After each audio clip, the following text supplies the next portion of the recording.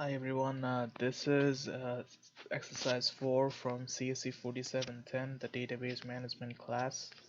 So in this video I'm going to explain and go through all the steps on exercise 4. So first step is to download Eclipse Oxygen EE from here. So here with this link I had some problems. If I download this 64-bit right here from this link, the Eclipse version didn't start up properly and I had some issues. So what I did was I followed the latest package release over here, and I've downloaded the 64-bit version of for Windows over here.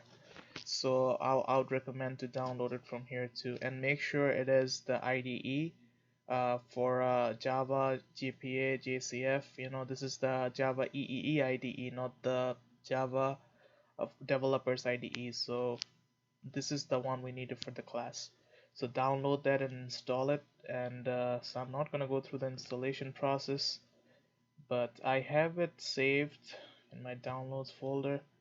So once you download it, you're gonna get it a zip folder, unzip it, and go through it, and you should have a application exe file over here, and that should start up Eclipse.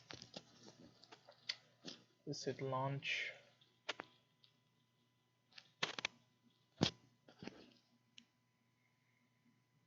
Okay, by the time it loads, let's go back to Canvas. And here we have the next step of the process is to download the Tomcat web server. And if you follow this link, there's one for 64-bit Windows. We can download that, and so we don't really have to install that. We just have to connect it through the workbench of. So go to workbench on Eclipse, and I believe the steps are over there. So I'm gonna go split screen and try to do it by that. I don't remember everything. Alright, so here I think we go to like a window, then we go to preferences, then here uh, server. I think like look for search for server. No, server, I have to spell it correctly. So server. Did I do it correctly? Server. Let's go back here. Window references. Oh, there it is. Server. Oh yeah, so server, and click on the runtime environment. And so I already have it added because I was working on it earlier. So the way to do it is to add and select the version, and when you hit finish, it should like, oh, I have two over here right now, but like just follow through it and make sure like unzip this Apache Tomcat folder, and after you unzip it, like just put this thing like this path in that order, and you should have it there too. I need to close that, and you should have this over here like this. So let me just go back, and so the next step is to do the server, and mm, I mean the step 4 also says how to add the server over there. I think the most important part of this exercise is to import the db3 war file, and this is kind of important over here. So for to do that, we have to first download all the files from Canvas. Let me bring this down. Okay, so first you have to download all the files from Canvas, and I've already done that, and just put it in a folder. I've done that too over here. So the next step of the process, I believe, is to import the folder. So come here, hit import, and so import the whole file, I would say, and after importing it, and you gotta import the war file, which is where is it? which is the db3.war, and this file has all the Java programs inside it. And so for it to do that, I believe you come here and you hit import.